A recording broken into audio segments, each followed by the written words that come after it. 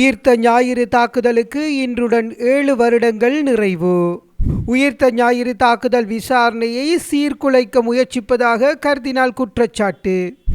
உயிர்த்த ஞாயிறு தாக்குதல் நினைவேந்தல்கள் நாடு பூராகவும். முன்னாள் MP பிரேமலால் ஜெயசேகர கைது. சமாதான நடைப்பயணத்திற்கான வியட்நாம் தேரர்கள் இலங்கை வந்தனர். தமிழ் தேசிய கட்சிகளிடையே உடன்பாடுகள் எட்டப்பட்டது. கஜேந்திரகுமார் கருத்து.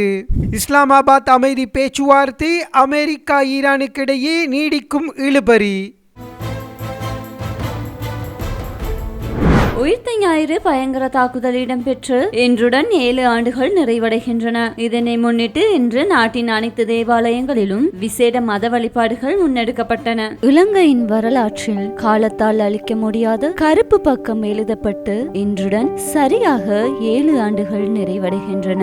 2019 ஏப்ரல் 21 ஒரு புனித உயிர்த்த ஞாயிறு அதிகாலை மரண ஓலங்களால் நிரம்பும் என்று எவரும் எதிர்பார்த்திருக்கவில்லை. 269 உயிர்களை பலிகொண்டு ஒட்டுமொத்த தேசத்தையும் இருளில் தள்ளிய அந்த மிலேச்சத்தனமான தாக்குதலின் நினைவுகளுடன் இன்றைய விசேட செய்தி தொகுப்பை வழங்குகின்றோம்.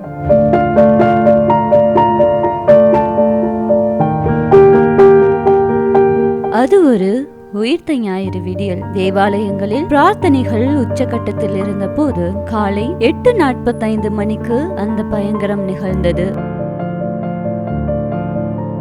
கொழும்பு கொச்சிக்கடை புனித அந்தோணியார் தேவாலயம், நீர்கொழும்பு கட்டுவாப்பிட்டிய புனித செபஸ்டியன் தேவாலயம், மட்டக்களப்பு சியோன் தேவாலயம் என இறை இல்லங்கள் போர்க்களங்களாக மாறின. 5 நட்சத்திர விடுதிகளையும் குறிவைத்து நடத்தப்பட்ட இந்த தற்கொலை தாக்குதல்களில் 269 அப்பாவி உயிர்கள் காவு கொள்ளப்பட்டன. இதில் 500க்கும் மேற்பட்டோர் இன்றும் உடல் மற்றும் மன ரீதியான காயங்களுடன் வாழ்ந்து வருகின்றனர். குறிப்பாக கட்டுவாப்பிட்டிய மண்ணில் மாத்திரம் 100க்கும் மேற்பட்ட உயிர்கள் பறிபோனது அந்த பிரதேசத்தையே இன்று வரை மீளா துயரில் ஆழ்த்தியுள்ளது. இன்று அந்த துயரத்தின் 7ஆம் ஆண்டு நினைவு தினம். காலை 8:45 மணிக்கு நாடு முழுவதும் 2 நிமிட மௌன அஞ்சலி செலுத்தப்பட்டு உயிரிழந்தவர்களுக்கு அஞ்சலி செலுத்தப்பட்டுள்ளது. பிரதான நினைவேந்தல் நிகழ்வு கொழும்பு கொச்சிக்கடை புனித அந்தோணியார் தேவாலயத்தில் பலத்த பாதுகாப்புக்கு மத்தியில் இடம்பெற்று வருகிறது. கொச்சிக்கடை தேவாலயத்திற்கு அருகில் விசேட போக்குவரத்து திட்டங்கள் அமல்படுத்தப்பட்டுள்ள நிலையில் பாதுகாப்பும் பலப்படுத்தப்பட்டுள்ளது. ஆனால் இங்கு கூடியுள்ள மக்களின் முகங்களில் பாதுகாப்புக்கு அப்பால் ஒரு கேள்வி தொக்கி நிற்கிறது. எங்கே எமக்கான நீதி? 7 ஆண்டுகள் கடந்துவிட்டன. பல விசாரணை குழுக்கள், அறிக்கைகள், சர்வதேச புலனாய்வு தொடர்புகள் என பக்கங்கள் நிரப்பப்படுகின்றன. ஆனால் இந்த தாக்குதலின் பின்னணியில் இருந்த உண்மையான சூத்திரதாரிகள் யார் என்பது இன்றும் ஒரு புரியாத புதிராகவே நீடிக்கிறது. பாதிக்கப்பட்ட குடும்பங்களின் நீதிக்கான போராட்டம் வீதிகளிலும் நீதிமன்றங்களிலும் 7வது ஆண்டாக தொடர்கிறது. காயங்கள் தழும்புகளாகலாம், ஆனால் இழப்புகளின் வலி ஒருபோதும் மறையாது. உயிரிழந்தவர்களின் ஆத்ம சாந்திக்காக பிரார்த்திப்பதோடு உண்மையான நீதி விரைவில் கிடைக்க வேண்டும் என்பதே இன்றைய நாளில் ஒட்டுமொத்த தேசத்தினதும் எதிர்பார்ப்பாக இருக்கிறது. நாட்டையே உலுக்கிய பயங்கரவாத தாக்குதலில் உயிரிழந்த சகல உறவுகளுக்கும் எமது செய்தி பிரிவு ஆழ்ந்த இரங்கல்களை தெரிவித்துக் கொள்கிறது. உயிர்த்த ஞாயிறு பயங்கர தாக்குதல் தொடர்பான விசாரணைகளில் தற்போதைய அரசாங்கம் சாதகமான போக்கை கடைபிடித்து வரும் நிலையில் சில அரசு அதிகாரிகள் அதனை சீர்குலைக்க முயற்சிப்பதாக பேராயர் கர்தினால் மெல்கம் ரஞ்சித் ஆண்டகை குற்றம் சுமத்தியுள்ளார். අපි මේ මොහොතේදී සිහිපත් කරමු. විදේශීය රටවලින් සංචාරකයින් 45 දෙනෙකුද මිය ගිය අය අතර සිටියහ. මෙම ප්‍රහාර තුලින් එදා වන විට රට තුල පැවති සාමය හා සහජීවනය කෙසේ හෝ බිඳ දැමීමට ඉතා සියුම් උත්සාහයක් හා කුමන්ත්‍රණයක් සිදු වූ බව පැහැදිලි වන්නේ ප්‍රහාරයෙන් පසු අපි ආගමික නායකයන් ලෙස එදා එක් වී රටේ පොදු ජනතාවගෙන් සාමකාමීව සිටින ලෙස කළ ඉල්ලීම පිළිගනු ලැබීම තුල සිය බලාපොරොත්තු සුන් වූ බව දුටු මේ කුමන්ත්‍රණකරුවන් එයට සති 2කට පසු එනම් 2019 මැයි මාස 5 වන දින රාත්‍රී භාගයේ මීගමුව පෝරුතොට ප්‍රදේශයේදීද ඉන් අනතුරුව පැමිණි සතියේ එනම් මැයි 11 12 13 යන දිනයන්හිදී නාත්තණ්ඩිය මාදම් අත්හම්පේ කොටාරමුල්ල දංකොටුව මිනුවන්ගොඩ යන ප්‍රදේශවලදීද නැවත නැවතත් මුස්ලිම් ජනතාවගේ නිවෙස්වලට ගල් ගසමින්ද කඩසාප්පු ගිනිබත් කරමින්ද ජාතිවාදය ඇවිස්සීමට උත්සාහ කළ නිසාය. ප්‍රධාන ප්‍රහාරයෙන් පසුව සිදු වූ මේ අනිකුත් ප්‍රහාර පිළිබඳව ජනාධිපති කොමිෂන් සභා අවසාන වාර්තාවේ පළමුවන වෙළුමේ 27 වන පරිච්ඡේදයේ පැහැදිලිව සඳහන් කර ඇත. මෙහිදී ඇතැම් පොලිස් නිලධාරීන් හා ආරක්ෂක අංශ තත්ත්වය පාලනය කරගන්නට කිසිවක් නොකර වගකීම් පැහැරහැරිය බවට වාර්තාව පැහැදිලිව සඳහන් කර ඇත. මේ සිද්ධීන් හා පාස්කු ප්‍රහාරය අතර කිට්ටු සම්බන්ධතාවයක් ඇති බව පැහැදිලි වේ. ඒ නිසා මේ සිද්ධීන් පිටුපස සිටියේ කවුරුන්දැයි සොයා බැලීම වැදගත් වන බව මම සඳහන් කර සිටිමි. මේ ගැටුම් ආරම්භ වූ සැනින්ම නවතා දමන්නට කටයුතු නොකරන ලෙස නීතිය සුරකීමට බැඳී සිටින ආයතනවලට යමෙකු බලපෑම් කළේ දැයි සොයා බැලීමද මෙහිදී වැදගත්. කෙසේ හෝ රට තුළ ජාතිවාදී අරගලයක් ජාතීන් අතර යුද්ධමය තත්ත්වයක් යළි ඇති කරන්නට පාස්කු ප්‍රහාරයෙන් පසු ආගමික නායකත්වයේ රට සංසුන් කරන්නට සමත්වීම නොරිස්සූ පිරිස් ක්‍රියාකාරී වූ බව මේ සිද්ධීන් දෙස බලන අයට තේරුම් ගත හැකි වේ. මේ පසුව සිදු වූ ප්‍රකෝප කිරීමේ සිද්ධීන් පිටුපස සිටි නොයෙකුත් පුද්ගලයන් හඳුනාගෙන ඔවුන් සම්බන්ධව වැඩිදුර විමර්ශන කටයුතු සිදු කිරීමට ජනාධිපති කොමිෂන් සභාවද තම නිගමන ඇතුළත් වෙළුමෙහි 27 වන පරිච්ඡේදයේ නිර්දේශ කර ඇත. ஈஸ்டர் தாக்குதல் நடைபெற்று 7 ஆண்டுகள் நிறைவு பெற்றுள்ள நிலையில் அதற்கு நீதி கோரி கவன ஈர்ப்பு போராட்டம் முன்னெடுக்கப்பட்டதுடன் ஈஸ்டர் தாக்குதலுக்கான நினைவேந்தல் நிகழ்வும் மட்டக்களப்பில் இன்று இடம்பெற்றது. உயிர்த்த ஞாயிறு தாக்குதல் நடைபெற்று 7 ஆண்டுகள் நிறைவு பெற்றுள்ள நிலையில் அதற்கு நீதி கோரி கவன ஈர்ப்பு போராட்டம் முன்னெடுக்கப்பட்டுள்ளதுடன் ஈஸ்டர் தாக்குதலுக்கான நினைவேந்தல் நிகழ்வும் நடைபெற்றது. மட்டக்களப்பு அரசடி கல்லடி பாலத்துக்கு அருகிலுள்ள ஈஸ்டர் படுகொலை ஞாபகார்த்த தூபியில் இன்று காலை மட்டக்களப்பு சிவில் சமூக அமைப்புகள் மத தலைவர்கள் பாதிக்கப்பட்டவர்களின் குடும்ப உறுப்பினர்களின் ஏற்பாட்டில் நினைவேந்தல் நிகழ்வு நடைபெற்றது. குண்டு தாக்குதலில் உயிரிழந்த பாதிக்கப்பட்டவர்களின் உறவினர்கள் மற்றும் பொதுமக்கள் என பெருமளவிலானோர் கலந்து கொண்டனர். இதன்போது நினைவு தூபியில் மெழுகுவர்த்தி ஏற்றி மலரஞ்சலி செலுத்தப்பட்டது. கிழக்கு சமூக அபிவிருத்தி மையத்தின் பணிப்பாளர் புகாரி தலைமையில் நடைபெற்ற இந்த நிகழ்வில் மத தலைவர்கள், சிவில் சமூக செயற்பாட்டாளர்கள், பொது அமைப்புகளின் பிரதிநிதிகள், உயிர்த்த ஞாயிறு தாக்குதலில் உயிரிழந்தவர்களின் குடும்ப உறவுகள் கலந்து கொண்டனர்.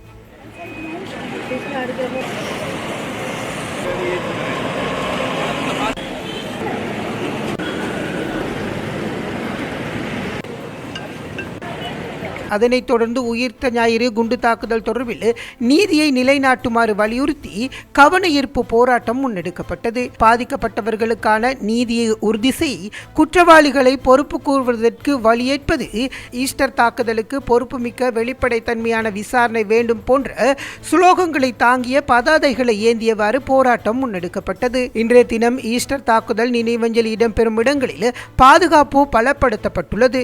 இராணுவத்தினர், போலீசார் பாதுகாப்பு கடமையில் ஈடுபட்டிருந்தமை அவதானிக்க முடிந்தது.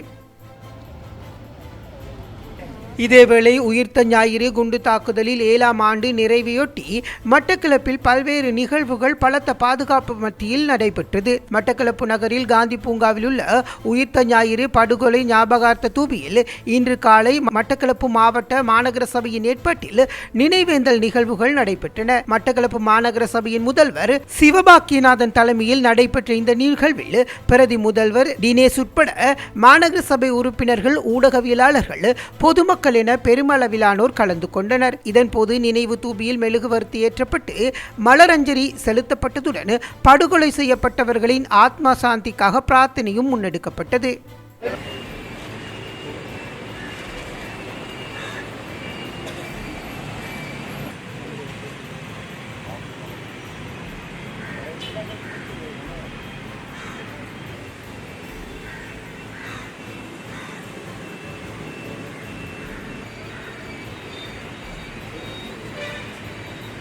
ஆண்டிலே இந்த நாளில் நாங்கள் அதை நினைவு கூறும்படியாக வந்து கூறியிருக்கிறோம்.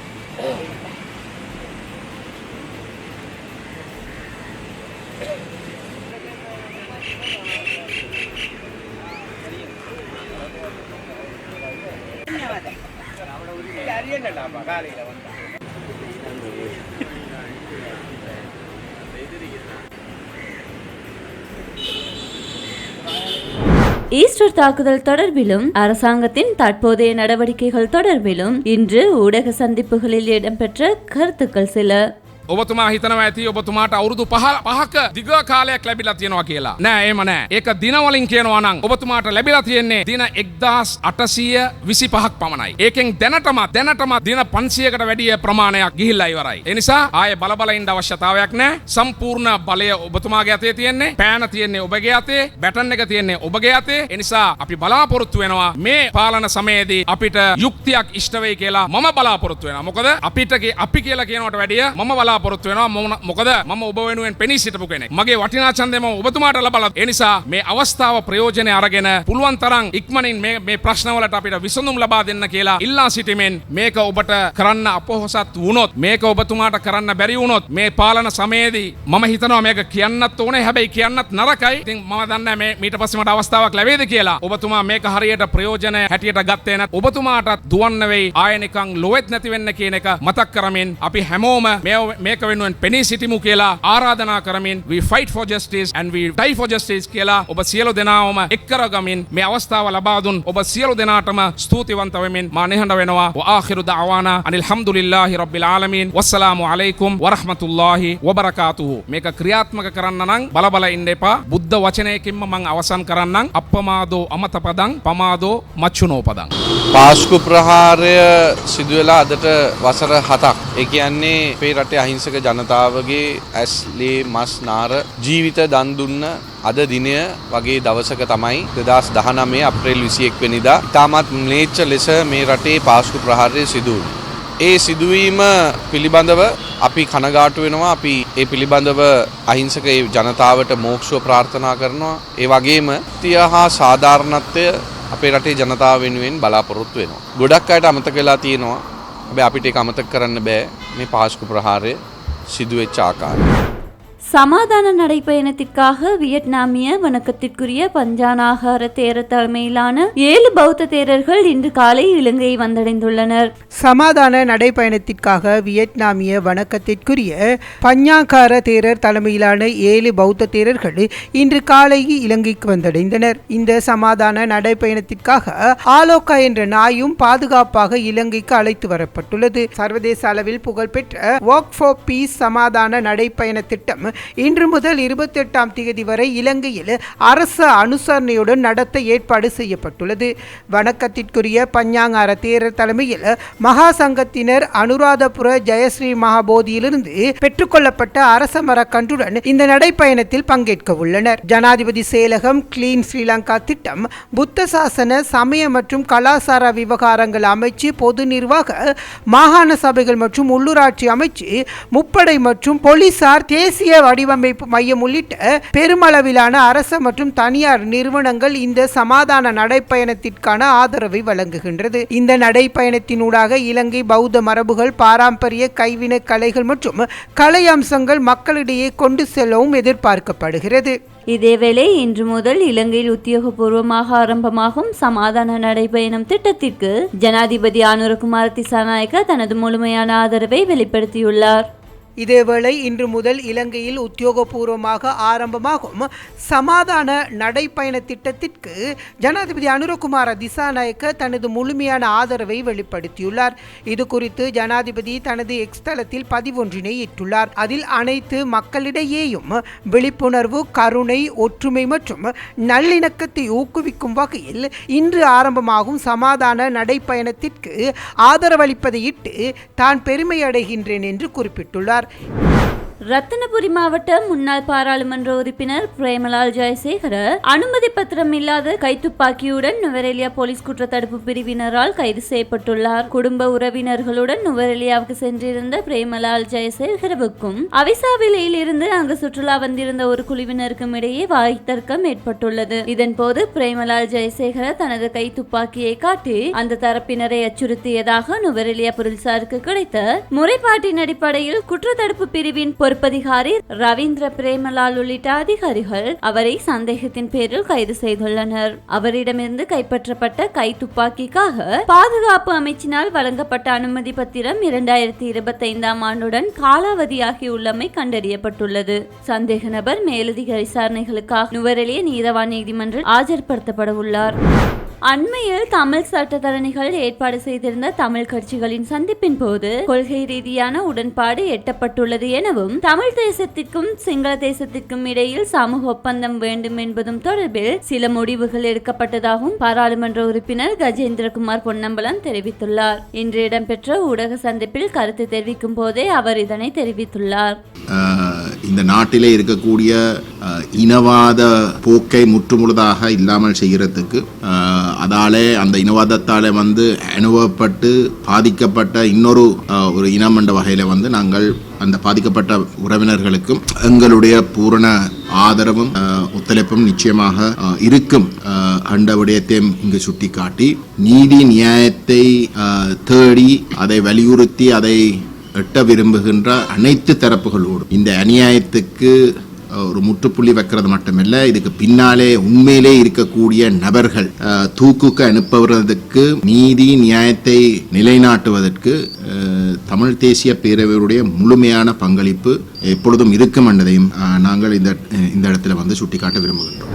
பாகிஸ்தானின் இஸ்லாமாபாத் நகரில் நடைபெறவுள்ள அடுத்த சுற்று அமைதி பேச்சுவார்த்தையில் அமெரிக்காவும் ஈரானும் பங்கேற்குமா என்பது இன்னும் கேள்விக்குறியாகவே உள்ளது. அமெரிக்க ஜனாதிபதி டொனால்ட் ட்ரம்ப் தனது ட்ரூத் சோசியல் மீடியா தளத்தில் ஈரானுடனான ஒப்பந்தம் மிக விரைவாக எட்டப்படும் என்றும் அது முந்தைய ஒப்பந்தங்களை விட மிகச் சிறந்ததாக இருக்கும் என்றும் பதிவிட்டுள்ளார். மேலும் ஈரானிய துறைமுகங்கள் மீதான அமெரிக்காவின் கடற்படை முற்றுகை அந்த நாட்டை முற்றாக அளித்து வருவதாகவும் ஒப்பந்தம் எட்டப்படும் வரை இந்த முற்றுகை நீக்கப்படாது என்றும் அவர் தெரிவித்துள்ளார். ஹோர்முஸ் நீரிணை தொடர்பான கருத்து வேறுபாடுகள் மற்றும் ஈரான் கப்பலை அமெரிக்கா கைப்பற்றிய விவகாரத்தால் ஈரான் இந்த பேச்சுவார்த்தையில் இருந்து கடைசி நேரத்தில் விலகக்கூடும் என எதிர்பார்க்கப்படுகிறது. ஈரானின் காதல் அல் அன்பியா ராணுவ தலைமையகம் கப்பல் கைப்பற்றமை போர் நிறுத்தத்தை மீறும் செயல் என்றும் இதற்கு உரிய பதிலடி கொடுக்கப்படும் என்றும் சபதம் செய்துள்ளது. ஈரானிய வெளிவிவகார அமைச்சின் ஊடக பேச்சாளர் இதுவரை அடுத்த சுற்று பேச்சுவார்த்தையில் பங்கேற்கும் திட்டம் எதுவும் இல்லை என கூறியுள்ளார். அமெரிக்கா தரப்பிலும் தெளிவற்ற தகவல்களே வெளிவருகின்றன. அமெரிக்க தூதுக்குழு ஏற்கனவே புறப்பட்டு விட்டதாக முன்னர் செய்திகள் வெளியான போதிலும் அவர்கள் இன்னும் புறப்படவில்லை என்றும் விரைவில் புறப்படுவார்கள் என்றும் BBC செய்தி வெளியிட்டுள்ளது.